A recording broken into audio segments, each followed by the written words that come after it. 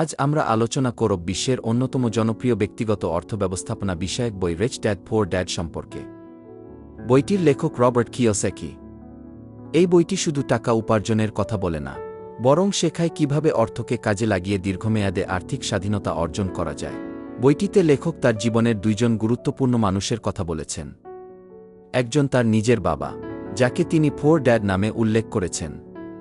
তিনি ছিলেন উচ্চশিক্ষিত, পরিশ্রমী এবং একটি ভালো চাকরিতে কর্মরত। অন্যজন ছিলেন তার বন্ধুর বাবা, যাকে তিনি রিচ ড্যাড নামে উল্লেখ করেছেন।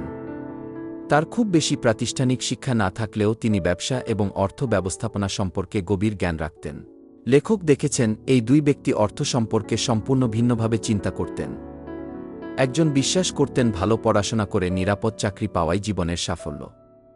অন্যজন বিশ্বাস করতেন অর্থকে নিজের জন্য কাজ করাতে শিখতে হবে। প্রথম শিক্ষা: ধনীরা টাকার জন্য কাজ করে না। বইটির অন্যতম বিখ্যাত শিক্ষা হল, ধনীরা শুধু টাকার জন্য কাজ করে না। সাধারণ মানুষ চাকরি করে বেতন পায় এবং সেই টাকা দিয়ে খরচ মেটায়। মাস শেষে আবার নতুন বেতনের অপেক্ষা করে।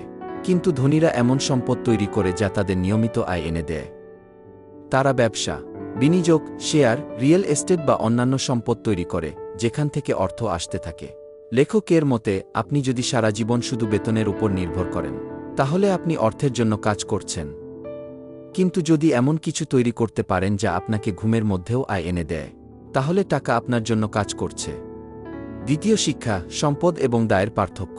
বইটির সবচেয়ে গুরুত্বপূর্ণ ধারণাগুলোর একটি হল অ্যাসেট এবং লিয়েবিলিটি। সম্পদ, অ্যাসেট, হল এমন কিছু যা আপনার পকেটে টাকা আনে। দায়, লিয়েবিলিটি, হল এমন কিছু যা আপনার পকেট থেকে টাকা বের করে। উদাহরণ হিসেবে, ভাড়া পাওয়া বাড়ি একটি সম্পদ, লাভজনক ব্যবসা একটি সম্পদ, শেয়ার বা বিনিয়োগ যা আয় দেয় সেটি সম্পদ। অন্যদিকে, ঋণ নিয়ে কেনা বিলাসবহুল গাড়ি যদি শুধু খরচ বাড়ায়, তাহলে তা দায়। ক্রেডিট কার্ডের ঋণ দেয়। এমন জিনিস যা নিয়মিত খরচ তৈরি করে কিন্তু আয় দেয় না, তা দায়।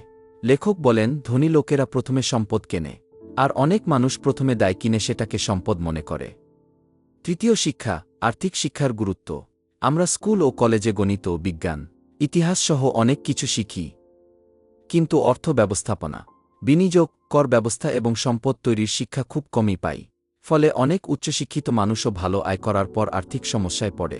লেখক বলেন, আর্থিক স্বাধীনতা অর্জনের জন্য নিজেকে অর্থনৈতিকভাবে শিক্ষিত করতে হবে। কিভাবে টাকা কাজ করে, কিভাবে বিনিয়োগ করতে হয় এবং কিভাবে ঝুঁকি পরিচালনা করতে হয়, এসব জানা অত্যন্ত গুরুত্বপূর্ণ। চতুর্থ শিক্ষা: আয় বাড়লেই ধনী হওয়া যায় না। অনেকেই মনে করেন বেশি বেতন মানেই ধনী হওয়া। কিন্তু লেখক বলেন, বাস্তবে অনেক উচ্চ আয়ের মানুষও আর্থিকভাবে দুর্বল। কারণ আয় বাড়ার সঙ্গে সঙ্গে তাদের খরচও বেড়ে যায়। বড় বেতন পেলেই বড় বাড়ি, দামি গাড়ি, নতুন গ্যাজেট এবং বিলাসবহুল জীবনযাত্রার দিকে ঝোঁক বাড়ে। তিনি র্যাট রেস বা ইঁদুর দৌড় বলেছেন। মানুষ যত বেশি আয় করে, তত বেশি খরচ করে এবং আরও বেশি আয়ের প্রয়োজন হয়। এই চক্র থেকে বের হতে হলে আয়ের একটি অংশ সম্পদ তৈরিতে বিনিয়োগ করতে হবে। পঞ্চম শিক্ষা: নিজের ব্যবসা গড়ে তুলুন। লেখক পরামর্শ দেন, চাকরি থাকলেও নিজের একটি ব্যবসায়িক বা বিনিয়োগ ভিত্তিক ভিত্তি তৈরি করা উচিত। তিনি বলেন, চাকরি আপনার বিল পরিশোধ করতে সাহায্য করে, কিন্তু সম্পদ আপনাকে ধনী করে। তাই চাকরির পাশাপাশি বিনিয়োগ, ব্যবসা বা অন্য কোনো আয়ের উৎস তৈরি করা জরুরি।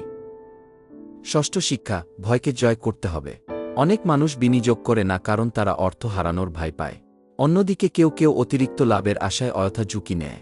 লেখক বলেন, সফল বিনিয়োগকারীরা ভয়কে অস্বীকার করে না, বরং ঝুঁকি বুঝে সিদ্ধান্ত নেয়। ভুল থেকে শিক্ষা নিয়ে সামনে এগিয়ে যায়। সপ্তম শিক্ষা: সুযোগ খুঁজতে শিখুন। ধনী মানুষরা এমন সুযোগ খুঁজে বের করে যা অন্যরা দেখতে পায় না। তারা বাজার বিশ্লেষণ করে, নতুন ধারণা শেখে এবং সুযোগকে কাজে লাগায়। বেশিরভাগ মানুষ সমস্যা দেখে, কিন্তু সফল মানুষ সমস্যার মধ্যেই সুযোগ খুঁজে পায়। অষ্টম শিক্ষা: টাকা নয়, জ্ঞানই আসল শক্তি। লেখক মনে করেন, শুধুমাত্র অর্থ থাকলেই ধনী থাকা যায় না। অনেক মানুষ হঠাৎ প্রচুর টাকা পেলেও কয়েক বছরের মধ্যে আবার নিঃস্ব হয়ে যায়, কারণ তারা অর্থ পরিচালনার দক্ষতা অর্জন করেনি। দীর্ঘমেয়াদে টিকে থাকতে হলে অর্থের চেয়ে জ্ঞান বেশি গুরুত্বপূর্ণ।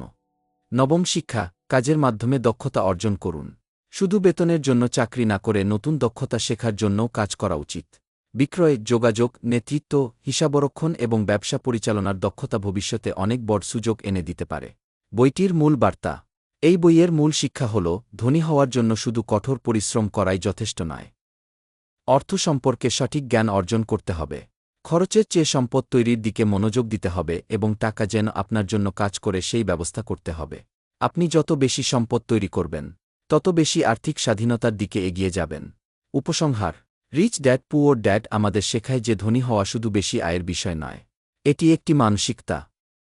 যারা অর্থকে বোঝে, সম্পদ তৈরি করে এবং দীর্ঘমেয়াদী পরিকল্পনা করে, তারাই প্রকৃত আর্থিক স্বাধীনতা অর্জন করতে পারে। সবচেয়ে গুরুত্বপূর্ণ শিক্ষা এক বাক্যে: আয়ের জন্য সারা জীবন কাজ করবেন না।